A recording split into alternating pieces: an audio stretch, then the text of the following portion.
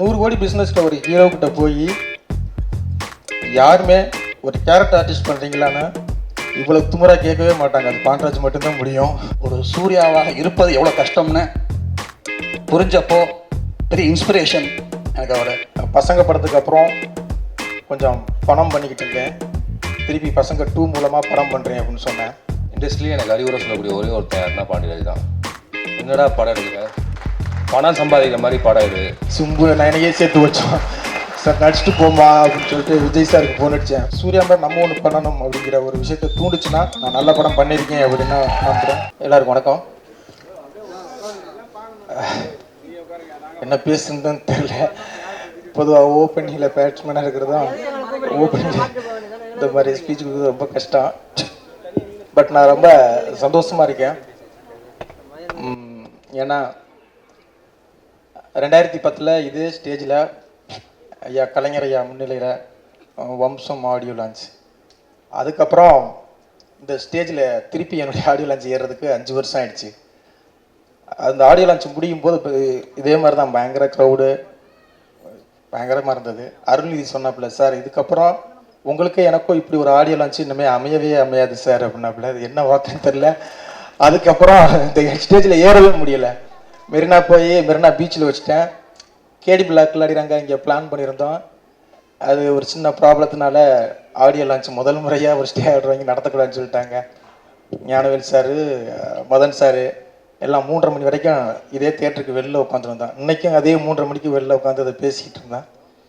அதே 3 பேரும் திரும்பி சூர்யா சார் மூலமாக அந்த ஃபங்க்ஷனுக்கு திருப்பி அவர் மூலமாக இந்த ஸ்டேஜில் நான் ஏறணும் அப்படிங்கிறதுல ரொம்ப ரொம்ப அந்த சந்தோஷம். ஏன்னா 5 வருஷம் வெளில பார்க்கும்போது பாண்டராஜ் 3 படம் பண்ணிக்கிட்டு இருக்காரு அப்படின்னு எல்லாருக்கும் தெரியும். ஒரு படம் பண்ணும்போது நல்லா நிம்மதியாக தூங்கினேன். 3 படம் பண்ணும்போது தூக்கமே இல்லை. நைட்லாம் சுத்தமாக தூக்கமே இல்லை. அந்த ஸ்ட்ரெஸ் தான் அது, அந்த டென்ஷன். உண்மையிலே பசங்க படத்துக்கு அப்புறம் கொஞ்சம் பணம் பண்ணிக்கிட்டு இருந்தேன். திருப்பி பசங்க 2 மூலமாக படம் பண்ணுறேன் அப்படின்னு சொன்னேன். உண்மை அதுதான். இடையில அதுவும் ஒரு நல்ல இதுதான். ஆனால் ஆவின் பால் பண்ணிக்கிட்டு இருந்தேன். இதுதான் தாய்ப்பால். சுத்தமான தாய்ப்பாலாக இருக்கும்னு நான் நம்புகிறேன். இப்படி பேசுறதுக்கு பயமாக வேறு இருக்குது. ரிலீஸுக்கு அப்புறம் இந்த வீடியோ எடுத்து கிண்டல் அடிச்சு விட்டுருவாங்க. அதனால் உண்மையில் ஆத்மார்த்தமாக அந்த படத்தை பண்ணியிருக்கோம். எந்த விதமான கமர்ஷியல், எந்த விதமான இது இல்லாமல் ஒரு நல்ல விஷயத்த சொல்கிறோம். அதை நான் மட்டும் சொல்கிறத விட சூர்யா சார் மாதிரி ஒரு ஆள் இருந்து கத்தி உறக்க சொன்னால் இன்னும் நல்லா ரீச் ஆகும் அப்படிங்கிறதுக்காக தான் சூர்யா சார்கிட்ட போய் இந்த கதையை சொன்னேன். உண்மையிலேயே டைரக்டர் விஜய் சாருக்கு நன்றி. ஏன்னா அமலாபால் ஒரு பேட்டியில் என்னுடைய கனவு சூர்யா சாரோட நடிக்கிறது நிறைவேறமாக போச்சுன்னு சொன்னாங்க. பாவம் பிள்ளையே அந்த நிறைவேசோடையே போகணும், சேர்த்து சிம்பு நயனையே சேர்த்து வச்சோம் சார், நடிச்சுட்டு போமா அப்படின்னு சொல்லிட்டு விஜய் சாருக்கு ஃபோன் அடித்தேன். சார் அவங்க நடிக்கிற இல்லை சார், ஐடியா இல்லையே சார் அப்படின்னாரு. அவர் கொஞ்சம் சேஃப்டியாகவே, இல்லை சார் அம்மா கிட்ட கொஞ்சம் கேட்டு சொல்லுங்க அப்படின்னு. கேட்ட உடனே அந்த வெண்பாவை நான் கண்டிப்பாக பண்ணுறேன் அப்படின்னு சொன்னாங்க. உண்மையிலேயே அந்த வெண்பாவுக்கு அதே மாதிரி கார்த்தி பாபம் இந்த ட்ராமாவில் பயங்கர பிஸியாக இருப்பார். அதுக்கு இடையிலேயே நடிச்சு கொடுத்தாரு. என்னன்னா அந்த படம் ஒரு நல்ல இடத்துக்கு வரணும் அப்படிங்கிற எல்லாருடைய நல்ல இடத்துக்கு நான் முதல்ல நன்றி சொல்லிக்கிறேன். எல்லாருமே கண்டிப்பாக இன்னும் 3 ஆடியோ லான்ச் அடுத்தடுத்து இருக்குது. எல்லாருக்கும் சொல்லாதவங்கலாம் அடுத்தடுத்து நான் சொல்லிக்கிறேன். நான் ஓப்பனிங் நன்றி சொல்லிக்கிட்டே இருந்தேன்னா ஓப்பனிங் பேட்ஸ்மேன் சரியில்லைன்னு சொல்லிடுவாங்க. இந்த படத்துடைய ஹீரோ கவினை மேடைக்கு அழைக்கிறேன்.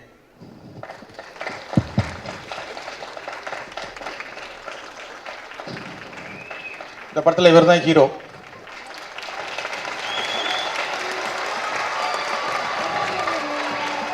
அதே மாதிரி ஹீரோவை கூப்பிட்டா ஹீரோயினை கூப்பிடணும்ல.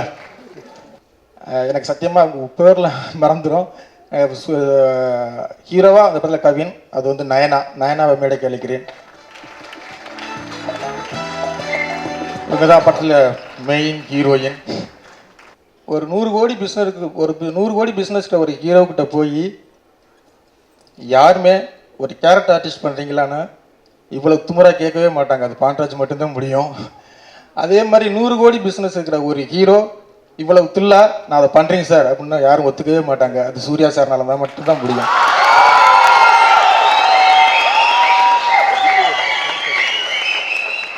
இதில் வந்து ஃபெஸ்டிவல் கிடையாது, character artist. Amala Paul character artist, Bindu Madhavi character artist, Karthi character artist, இவங்க தான் ஹீரோ, இவங்க தான் ஹீரோயின். ஆனால் இவங்களை முன்னிலைப்படுத்திட்டு பின்னால் என்ன அழகாக எல்லாருமே வேடிக்கை பார்த்தாங்க. எல்லாருக்குமே உண்மையாகவே சார் சொல்கிறேன், இந்த படம் வந்ததுக்கப்புறம் ஒவ்வொரு ஹீரோவுமே சூர்யா மாதிரி நம்ம ஒன்று பண்ணணும் அப்படிங்கிற ஒரு விஷயத்தை தூண்டுச்சுன்னா நான் நல்ல படம் பண்ணியிருக்கேன் அப்படின்னு நம்புகிறேன். அதில் இந்த டீமில் இருக்கிற ஒவ்வொருத்தருக்கும் தனித்தனியாக வாழ்த்துக்களை சொல்ல வேண்டியதை விட நன்றியை சொல்லணும் இப்படி ஒரு படத்தை கொண்டு வரத்துக்கு. இந்த படம் நிறைய விஷயங்களுக்கு உதாரணமாக இருக்கும் தோணுது, கண்டிப்பாக இருக்கும். First of all thanks to the entire team. Pandiraj sir அவ்வளோ பழக்கங்கள் இல்லை, இப்போ தூரத்துலேருந்து பார்த்து ஆச்சரியப்படுவேன். எப்படி இத்தனை படம் பண்ணுறாரு இவ்வளோ நேரத்தில், அதுவும் சென்சிபிளாகவும் பண்ணுறாரு. இத்தனை நம்பர் ஆஃப் ஃபிலிம்ஸ் பண்ணுறதுலாம் வந்து தெரில. நான்லாம் 3 இயர்ஸ் எடுத்து ஒரு படம் பண்ணுறேன். டைம் எடுத்துக்கோன்னு சொல்லும்போது டைம் எடுத்துக்க முடியாது. ஒரு பாண்டியராஜ் மாதிரி ஒருத்தர் இருக்காரு, அடித்து தூள் கிளப்பிட்டு இருக்காருன்னு தோணும். இன்றைக்கி வந்து என்ன ஒரு சங்கடமான விஷயம்னாக்க, குழந்தைகளை நம்ம வந்து வளர்க்க கற்றுக்கிறதுக்குள்ளே அதுங்க பெருசாகி குழந்தை பெற்றுதுங்க. அந்த மாதிரி ஒரு சங்கடமான சூழல் இன்னைக்கு. ஸோ லைஃப்பில் ரீடேக் பண்ண முடியாது, குழந்தைங்களை வளர்க்குறது தான். செகண்ட் டேக் போக முடியாது. இது கண்டிப்பாக ஒரு அழுத்தமான மெசேஜை சொல்லும். அந்த மெசேஜ் வந்து நம்ம வெறும் படமாக பார்க்காம அது எல்லாரும் லைஃபுக்கு எடுத்துக்கிட்டால் ரொம்ப சந்தோஷமாக இருக்கும். அகெயின் அந்த ஹோல் டீமுக்கும் தேங்க்ஸ். சூர்யா சார், நான் சொல்லிட்டே போவேன். நாங்கள் வந்து ஒரு 12 இயர்ஸ் 13 இயர்ஸ் ஆச்சு நான் டைரக்டர் ஆகி. ஒவ்வொரு முறை நல்ல வாழ்த்து எனக்கு பண்ணும்போதெல்லாம் எனக்கு என்ன சொல்லுவாங்கன்னா, சார் உங்கள் குடும்பத்தை பார்க்கும்போது சிவகுமார் சார் குடும்பத்தை பார்த்த அப்புறமா அதில் அந்த வழியில் இருக்க மாதிரி தெரியுது சார், அந்த மாதிரின்னு சொல்லுவாங்க. எனக்கு கூட முதல்ல வந்து சத்தியமாக தெரியாத நேரங்கள், வாழ்க்கையை புரியாத நேரங்களில், என்னடா அது நல்லா கஷ்டப்பட்டு படம் பண்ணாலும் ரீமேக்குங்கிறாங்க, ஒரு படம் வந்தால் சிவகுமார் சார் குடும்பம் மாதிரின்னு சொல்கிறாங்க, என்ன எல்லாத்தையும் கம்பேர் பண்ணி பேசுகிறாங்களேன்னு புரியாத நேரங்களை நினச்சது உண்டு. ஆனால் ஒரு சூர்யாவாக இருப்பது எவ்வளோ கஷ்டம்னு புரிஞ்சப்போ பெரிய இன்ஸ்பிரேஷன் எனக்கு அவர். ஸோ ஒரு நல்ல அண்ணனா, நல்ல மகனா, இன்னும் சொல்லப்போனால் அவர் 36 வயதில் மேடையில் வந்து அவங்க ஒய்ஃபை நடத்தின விதம் எல்லாமே இன்ஸ்பிரேஷன் சார். ரொம்ப சந்தோஷமாக இருக்குது. மறுபடியும் இந்த ஹோல் டீமுக்கு என்னுடைய வாழ்த்துக்கள். நன்றி. இறைவனுக்கு நன்றி. மகிழ்ச்சியான ஒரு தருணம். பசங்க பார்ட் 1 தம்பி டபுள் பாசிட்டிவ் போட்டு காட்டும்போது படம் பார்த்துட்டு, இந்த படத்துக்குள்ளே ஏதாவது ஒரு வகையில் இருக்கணும்டா அப்படின்னு கேட்டேன். நடிக்க கூப்பிட்டேன், வரமாட்டேன்ட்ட. இப்போ இருக்கணும்னா என்ன பண்ணுறது, சரி அந்த அன்போட அப்பாவுக்கு டப்பிங் பேசு அப்படின்னு சொல்லி ஆரம்பித்து விட்டான் டப்பிங் ஏரியாவை. ரொம்ப மகிழ்ச்சியாக இருந்தது. சரி பசங்க 2 ஸ்டார்ட் பண்ணிட்டான், என்னடா கூப்பிடவே இல்லை அப்படின்னா, திடீர்னு காலையில் அண்ணே கிளம்பி வந்துடு, அப்படியே நமோ அண்ணனையும் கூப்பிட்டு வந்துடு அப்படின்னு. சரி ஃபோன் பண்ணால் கரெக்டாக எடுத்தான். என் ஃபோன் மட்டும்தான் ரிங் அடிக்கும் அவனுக்கு, வேறு யார் ஃபோனும் ரிங் அடிக்காது, மீதியெல்லாம் சைலண்ட்டில் இருக்கும். என்னடா அப்படின்னா, இல்லை பாண்டி படம் கூப்பிட்றாங்க, என்ன பண்ணிகிட்ருக்க அப்படின்னா, நான் தூங்கிட்டு இருக்கேன் அப்படின்னா. சரி எந்திரிச்சு வா அப்படின்னா, பாண்டிக்காக என்ன வேணாலும் செய்யலாண்டா அப்படின்னு சொல்லி எந்திரிச்சு அவனை வந்துட்டா. 2 பேரும் சேர்ந்து ஒரு சீன் பண்ணோம். ரொம்ப மகிழ்ச்சி. கலீல் ஜிப்ரான் அவர்கள் எழுதிய கவிதை, உங்கள் குழந்தைகள் உங்களின் குழந்தைகள் அல்ல, உங்கள் வழியாக இந்த உலகத்திற்கு வந்தவர்கள், அவ்வளவுதான். நீங்கள் அவங்களுக்காக நினச்சி வச்சுருக்கக்கூடிய எதிர்காலத்தை விட அவர்கள் உலகம் மிக பிரம்மாண்டமானது. அந்த உலகத்திற்கு அவங்க போகிறதுக்கு முடிஞ்சால் ஹெல்ப் பண்ணுங்கள், முடியலன்னா விலகி நில்லுங்க அப்படின்னு ஒரு கவிதை படித்தேன். அதோடைய பதிவு தான் சாட்டை 2 பண்ண போகிறேன். நேற்று தான் தம்பிகிட்ட சொன்னேன், தம்பி இந்த மாதிரி ஒரு வேலையை பார்த்துட்ருக்கேன் அப்படின்னு. நல்லா இருக்குண்ணே பண்ணுனேன் அப்படின்னு சொன்னான். பசங்க 2, பசங்க 1 பண்ண சாதனையை விட இன்னும் நிறைய சாதனை பண்ணணும். என் தம்பி இன்னும் நிறைய வெல்லணும். தம்பிக்கு வாழ்த்துக்கள். சூர்யா சாருக்கு நன்றி. இந்த மாதிரி ஒரு விஷயம் பண்ணது ரொம்ப சந்தோஷமாக இருக்குது. ஒரு பெரிய ஸ்டெப்பை எடுத்து வச்சுருக்கீங்க. நீங்கள் நிறைய பேருக்கு எக்ஸாம்பிளாக இருந்து இன்னும் நிறைய இந்த மாதிரி பெரிய பெரிய ஹீரோஸ் இந்த மாதிரி படங்களுக்குள்ளே வரணும் அப்படின்னு கேட்டுக்கிறேன். நன்றி, வாழ்த்துக்கள். எல்லா டைரக்டருக்கும் ஒரு பர்சனல் ஒரு ஆசை இருக்கும், இந்த மாதிரி படம் பண்ணணுன்னு சொல்லி. அது எல்லா படத்துலையும் நடக்கிறது இல்லை. அப்போது இந்த மாதிரி ஒரு படம் அமையும் போது அதை கண்டிப்பாக எல்லாம் கேப்சர் பண்ணிப்போம். எனக்கு பாண்டியராஜ் சார் ஃபோன் பண்ணும்போது அமலா விஷயமாக பேசும்போது, அதுக்கு முன்னாடி அமலா விஐபின்னு ஒரு படம் வந்து கிட்டத்தட்ட அமலாவோட திருப்பி ஒரு பெரிய பிகினிங் மாதிரி இருந்தது அந்த படம், ஆஃப்டர் மேரேஜ். அந்த படத்துக்கு அப்புறம் நிறைய பேர் கேட்டுட்டு இருந்தாங்க, நம்மளா படம் பண்ணணும்னு சொல்லி என்கிட்ட கேட்டிருந்தாங்க. எல்லாருமே வந்து சாரி சார் நான் நம்மளா சொல்லிட்டு இருந்தோம். அப்போ பாண்டியராஜ் சார் வந்து சொல்லும் போது அதே தான் எனக்கு இருந்தது. அப்படின்னு சொல்லும்போது அப்போ ஒரு வார்த்தை சொன்னார், சார் நீங்கள் சைவம் பண்ணிங்களே அந்த மாதிரி நானும் ட்ரை பண்ணுறேன் அப்படின்னாரு. எனக்கு அது உடனே கனெக்ட் ஆகிடுச்சு. ஏன்னா சைவம் ரொம்ப ரொம்ப ஒரு டஃப்பான ஃபிலிம். ஆனால் அன்னைக்கு அந்த படத்துக்கு ஒரு சூர்யா சார் மாதிரி இருந்தால் அந்த படம் இன்னும் கண்டிப்பாக வந்து ஒரு பெரிய லெவலில் அது அங்கீகாரம் கிடச்சிருக்கும். கண்டிப்பாக கிடச்சிது எங்களுக்கு நேஷனல் எல்லாமே. பட் இன்னும் கமர்ஷியலாக கூட ஒரு படம் கமர்ஷியலாக சக்ஸஸ் ஆகும்போது தான் அது உண்மையான வெற்றி. கண்டிப்பாக இந்த பசங்க 2 வந்து Suriya sir hats off to you. இந்த படம் வந்து தமிழ் சினிமாவுக்கு இன்னொரு தாரை ஜமீன் பர் மாதிரி இருக்கும் அப்படின்றதுல ட்ரெய்லர் பார்க்கும்போது தெரியுது. வாழ்த்துக்கள். Wish all good luck. இண்டஸ்ட்ரியிலே எனக்கு அறிவுரை சொல்லக்கூடிய ஒரே ஒருத்தன் யாருன்னா பாண்டியராஜ் தான். என்னடா படம் எடுக்கிற, பணம் சம்பாதிக்கிற மாதிரி படம் எடு அப்படின்னு ஒவ்வொருத்தரையும் என்னை கூப்பிட்டு சொல்லிட்டே இருப்பான். அவன் நிறைய விஷயங்கள் கரெக்டாக பண்ணியிருக்கான்னு நான் நினைப்பேன். ஏன்னா வம்சத்துக்கு அப்புறம் என்ன பண்ணுறதுன்னு தெரியாதப்ப சொன்னான் கம்பெனி ஆரம்பித்து படம் ஆரம்பிக்க போகிறேன்னு. யாருமே நம்பல. அன்னைக்கு சின்னதாக மெரினா அப்படிங்கிற ஒரு படம் பண்ணலைன்னா, பசங்க ப்ரொடக்ஷன்ஸ் வரலைன்னா இன்றைக்கி இதெல்லாம் நடந்திருக்காதுன்னு நான் நினைக்கிறேன். அது பாண்டியராஜனுடைய துணிச்சலுக்கு கிடைத்த வெற்றி. அண்ட் அதில் நான் ஒன்று கற்றுக்கிட்டேன். கிட்டத்தட்ட சிறியதே அழகு, வெகு சாதாரண எளிமையான விஷயங்களே மிகப்பெரிய வெற்றியை உருவாக்கி தருகிறது அப்படின்னு சொல்லி அதனுடைய நீட்சி தான் இந்த படமாக நான் பார்க்குறேன். ஹைக்கூ, சிறியதே அழகு. உலகத்திலேயே ரொம்ப சிறிய கவிதை தான் ஹைக்கூ. ஒரு ஜப்பானிய தத்துவம். சீனு ராமசாமி என்னோட பிறந்த எனக்கு வந்து ஒரு விஷயம் சொன்னான். நீ புகழ்லாம் என்னன்னு அப்படின்னு கேட்டான். எனக்கு தெரிலடா அப்படின்னு. சமூகத்துக்கு நீ செய்யக்கூடிய நன்மைக்கு சமூகம் உனக்கு திருப்பி கொடுக்குறதாண்டா புகழ் அப்படின்னா, இந்த படம் அந்த புகழை உங்களுக்கு கொடுக்கும். அந்த புகழ் நீடித்திருக்கும் நான் நம்புகிறேன். இந்த ட்ரெய்லரில் ஒரே ஒரு வசனம் ரொம்பவும் துன்புறுத்தின, ரொம்பவும் பயப்பட வச்ச, ரொம்பவும் மனசை வலிக்க வச்ச. ஒவ்வொரு ஸ்கூல்லேருந்து டிசி கொடுக்குறப்ப புதுசாக ஒரு நோயும் சொல்லி அனுப்பிடுறாங்க. பெற்றோர்கள், அப்படிப்பட்ட நிறைய பெற்றோர்களை நான் பார்த்துருக்கேன், குழந்தைகளை பார்த்துருக்கேன். இந்த படம் அப்படிப்பட்ட பெற்றோர்களுக்கும் அப்படிப்பட்ட குழந்தைகளுக்கும் ஒரு நல்ல அமைதியை கொடுத்தாலே போதும், மிகப்பெரிய வெற்றி அடையும் என்று நான் நம்புகிறேன். வாழ்த்துக்கள். கலைஞர்களாகிய நமக்கு இருக்கும் பொறுப்பை இந்த படம் மேலும் நிரூபிக்கிறது. என்னுடைய அன்பு நண்பன் பாண்டியராஜன். பாண்டியராஜனுக்குள்ள வந்து எப்பயுமே நான் பார்த்துருக்கேன், ஒரு குழந்தைகள் உலகம் வந்து அப்படியே உயிரோடு இருக்கிறத நான் பார்த்துருக்கேன். ஒரு தடவை பாண்டியராஜ் வந்து ஒரு கதை சொன்னாப்புல குழந்தைகளை பற்றி. நான் உடனே சொன்னேன், பாண்டி நீ இதை எடுத்த நீ தான் மஸ்ஜித் மஸ்ஜிதி, ஈரானில் இருக்கிற மஸ்ஜித் மஸ்ஜிதி நீ தான், இந்த படத்தை அப்படியே எடு அப்படின்னு.